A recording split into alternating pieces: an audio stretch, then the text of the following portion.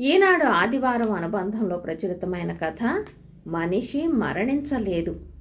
రచయిత జంధ్యం వెంకటేష్ బాబు గారు. నాన్న అప్పటికి హాస్పిటల్లో జాయిన్ అయి వారం రోజులయ్యింది. లివర్ పూర్తిగా పాడైపోయింది. మరో 2-3 రోజులు మించి బతకరని డాక్టర్లు తేల్చేశారు. మొదటి 2 రోజులు ఆ ఐసీయూ గదిలోకి వెళ్ళటానికి నాకు ఇబ్బందిగా అనిపించలేదు.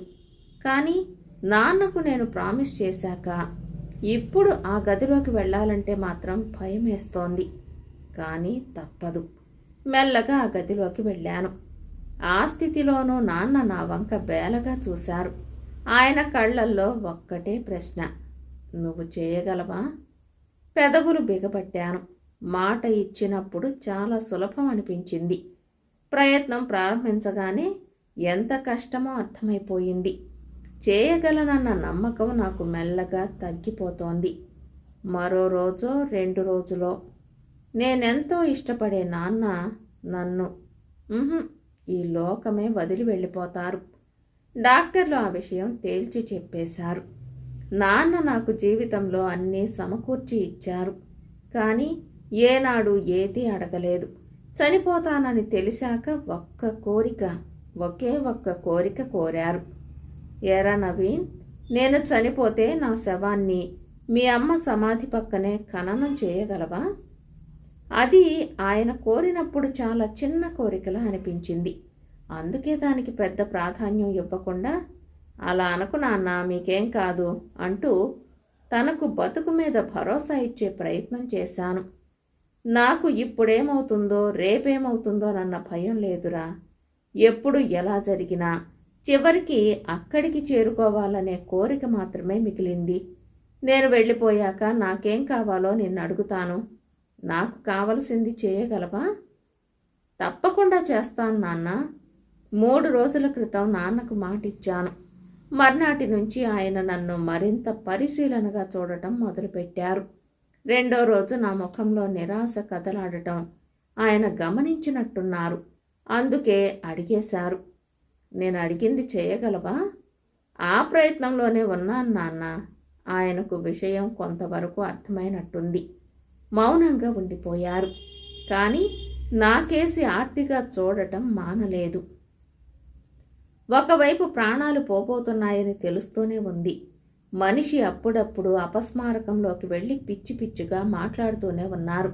కానీ కాసింత తెలివి వచ్చినా నాకేసి అలా ప్రశ్నకు జవాబు కోసమే ఎదురు చూస్తున్నారు. ఐసీయూలో నుంచి నెమ్మదిగా బయటకు నడిచాను. కారిడార్లో నా కోసమే ఎదురు చూస్తున్న ప్రమద్వర నా ముఖం చూసి అడిగింది, ఏంటి, ఆయన అడిగిన దాని గురించి ఆలోచిస్తూ బాధపడుతున్నారా? అవును కాదుల మధ్య తలాడించాను. ప్రతి సమస్యకు ఓ పరిష్కారం ఉంటుందన్నట్టు ఆమె అంది. చేస్తానన్నారు కదా, చేస్తాననే చెప్పండి. అదే భ్రమలో ఆయనను పోనివ్వండి. పోయాక ఏం జరిగిందన్నది ఆయనకు తెలియదు కదా. మనం ఆ దహన సంస్కారాలేవో ఇక్కడే చేద్దాం. నేను మా ఆవిడకేసి నిరాభావంగా చూశాను. మనుషుల్ని మోసం చేయడం అలవాటైపోయింది. చివరికి శవాలను కూడా మోసం చేయడం.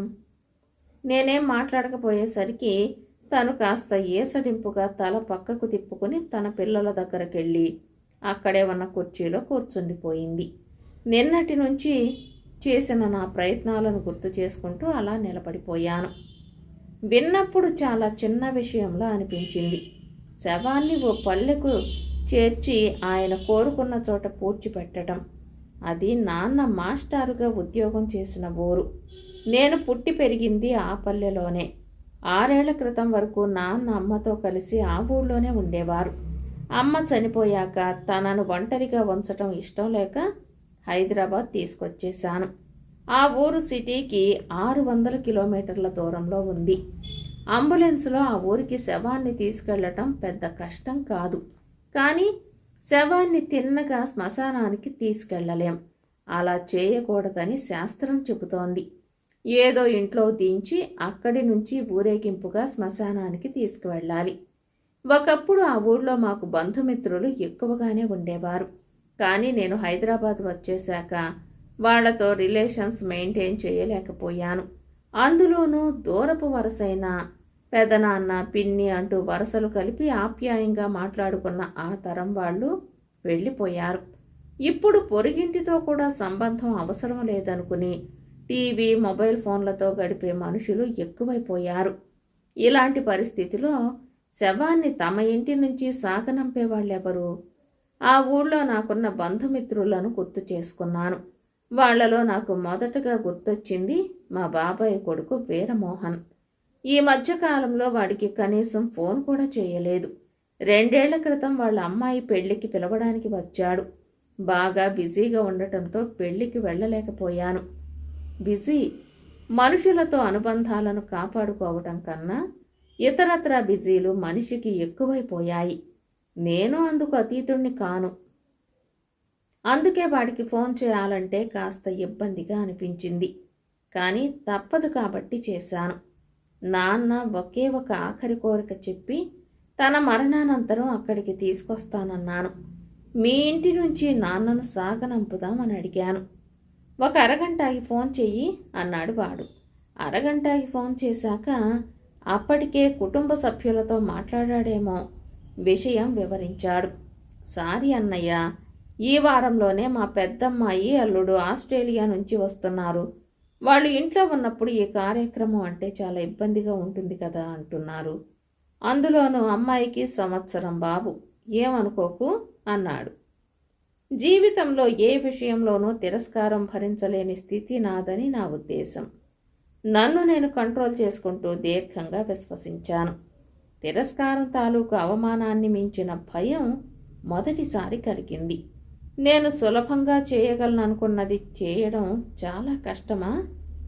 ఆ ఊళ్ళో వాడొక్కడే కాదు, నేను పుట్టి పెరిగిన ఊళ్ళో నాన్నను తమ ఇంటి నుంచి శ్మశానానికి సాగనంపటానికి నాకంటూ ఎవరూ లేరా? ఆలోచించసాగాను. ఇలా ఆలోచించవలసిన అవసరం చాలామందికి రాదేమో. ఒక్కసారి ఆలోచిస్తే, అంచనా వేస్తే మనకంటూ ఎవరైనా మిగిలి ఉన్నారో లేదో అర్థమవుతుంది. అలా ఆలోచిస్తుంటే నాకు నా ఫ్రెండ్ రఘు గుర్తొచ్చాడు. మా నాన్నను వాడి ఇంటి నుంచి శ్మశానానికి సాగనంపడానికి వాడు ఒప్పుకుంటాడని అనుకున్నాను. వాడికి ఫోన్ చేసి విషయం చెప్పాను. వాడు సారీ అంటూ అలా అనడానికి గల కారణాలు వివరించాడు. ఒక ఇంటి నుంచి శవాన్ని తరలిస్తే ఆ ఇంటికి అంటిన మైల శుద్ధి చేయాలి. పంతులు గారి చేత శాంతి పూజలు చేయించాలి. అంతేకాదు, శవాన్ని తరలించేటప్పుడు వెలిగించిన దీపం పెద్ద కర్మ వరకు వెలుగుతూ ఉండాలి. పెద్ద కర్మ కూడా ఆ ఇంటిలోనే చేయాలి. ఇదంతా చాలా కష్టం నవీన్. సాటి జీవిని ఇష్టంగానైనా కష్టంగానైనా భరించగలిగే మనిషి పార్థివ దేహాన్ని ఏ విధంగానూ భరించలేడన్న నిజం నాకు అర్థమయ్యింది. చాలా బాధగా అనిపించింది. బాధ కన్నా కర్తవ్యం నన్ను భయపెట్టసాగింది. ఎలా ఎలా ఆయన బేల చూపులే నాకు గుర్తుకొస్తున్నాయి. ఎంతో గొప్ప స్థితిలో ఉన్నాననుకున్న నేను నాన్న కోరిన ఆఖరి చిన్న కోరికను తీర్చలేకపోవడమా? బాధగా ఉంది. భయమేస్తోంది. నా మీద నాకే జాలి కలుగుతోంది. ఇలా ఆలోచిస్తుంటే రామ్మోహన్ గుర్తుకొచ్చాడు. తను నాకు క్లాస్మేటే గాని ఎప్పుడూ అంత క్లోజ్గా ఉండలేదు. కాకపోతే తను సేవా కార్యక్రమాలలో చురుగ్గా ఉంటాడని తెలుసు. రామ్మోహన్కి ఫోన్ చేశాను. ఒక విధంగా అతడిని బ్రతిమాలుకున్నట్టుగా మాట్లాడాను. ఇది నాన్నగారి ఒకే ఒక కోరిక రామ్మోహన్. చాలా చిన్న కోరికే అనుకున్నాను, కానీ అది చాలా పెద్ద కోరిక అని, నా శక్తికి మించినదని ఇప్పుడిప్పుడే తెలుస్తోంది. మర్చిపోయిన పుట్టిన ఊరి మట్టిలో కలవటం ఎంత కష్టమో అర్థమవుతోంది. ఇందులో నాన్న తప్పేమీ లేదు. నేనే బలవంతంగా ఆ ఊరితో ఆయనకు సంబంధాలు తెంచేశాను. ఇల్లు అమ్మొద్దన్నా మనం ఆ ఊరు వెళ్తామా ఏంటి అంటూ అవసరం లేకున్నా ఇంటిని అమ్మేశాను. కొత్త రిలేషన్స్ మధ్య పాత బంధుమిత్రులను పట్టించుకోవటం మానేశాను. ఇప్పుడు ఆ పల్లె జ్ఞాపకాలే తప్ప ఏ విధమైన బంధం లేకపోయింది. చివరికి నాన్నను సంప్రదాయబద్ధంగా సాగనంపటానికి కూడా అవకాశం లేకుండా పోయింది. నా మాటకు వాడు కదిలిపోయినట్టున్నాడు. సరే, ఓ పని చేస్తాను. మన ఊరి ప్రెసిడెంట్ని అడిగి కాసేపు శవాన్ని పంచాయతీ ఆఫీసులో ఉంచుదాం. అక్కడి నుంచి లాంఛనాలతో అదే పాడగట్టి ఊరేగింపుగా శ్మశానానికి తీసుకెళ్దాం. అంతకుమించి మరో మార్గం లేదు. ప్రముఖ నాయకులను పార్టీ కార్యాలయంలో కాసేపు ఉంచినట్టు అలా ఆయనను సాగనంపాలి. తను కోరుకున్న చోటుకి చేరబోతున్నానని ఎలా తెలిసిందో అరగంట తర్వాత డాక్టర్ మా దగ్గరికి వచ్చి డెత్ కన్ఫర్మ్ చేశాడు. అంబులెన్స్ పల్లెను సమీపిస్తోంది. వెనుకే కారులో నా కుటుంబంతో నేను ఫాలో అవుతున్నాను. హైదరాబాదులో ఉన్న నా సర్కిల్ నుంచి ఫోన్స్ వస్తూనే ఉన్నాయి. ఇప్పుడే విషయం తెలిసింది. ఎలా జరిగింది? సారీ, అంత దూరం రాలేకపోతున్నాను. ఇక్కడికి రాగానే ఇంటికొచ్చి కలుస్తాను. కమ్యూనికేషన్ పెరిగిన ఈ కాలంలో ఈ తరహా ఓదార్పుకు మించి ఎక్కువ ఆశించటం అత్యాశే. అంబులెన్స్ పంచాయతీ ఆఫీస్ సమీపించింది. అప్పటికే అక్కడ నేను ఎప్పుడూ పట్టించుకొని బంధుమిత్రులు 10 మంది వరకు ఉన్నారు. వాళ్లలో ఒకరిద్దరూ అంబులెన్స్ దగ్గరకు వచ్చి ఫ్రేజర్ని కిందికి దించడానికి ప్రయత్నిస్తున్నారు. అప్పుడు ముందుకొచ్చాడు రమేష్. ఆగండి, అందరం అతని కేసి చూశాం. మాస్టర్ని ఇక్కడ దించొద్దు. ఎందుకని? నా గొంతు వణికింది. ఏ పార్థివ దేహమైనా ఇంటి నుంచి లాంఛనాలతో శ్మశానం చేరుకోవాలి. కేవలం అనాథ శవాలు మాత్రమే మార్చురీ నుంచో పంచాయతీ ఆఫీసుల నుంచో శ్మశానానికి చేరుకుంటాయి. నాలో భయం, బాధ, దుఃఖం, కోపం కలగలిసిన నిస్సహాయత. మా నాన్న దగ్గర చదువుకున్న వీడు చివరికి ఆయనను అనాథ శవంలా కూడా సాగనంపకుండా అడ్డుపడుతున్నాడా? నేనేదో అనబోయేంతలో రామ్మోహన్ వాడిని అడిగాడు. అయితే ఇప్పుడేమంటావు? ఆయన నాకు చదువు చెప్పారు. తల్లి, తండ్రి, గురువు, దైవం అన్నారు. తల్లిదండ్రుల పట్ల ఎంత బాధ్యత ఉంటుందో గురువు పట్ల కూడా అంత బాధ్యత చూపించటం ధర్మం.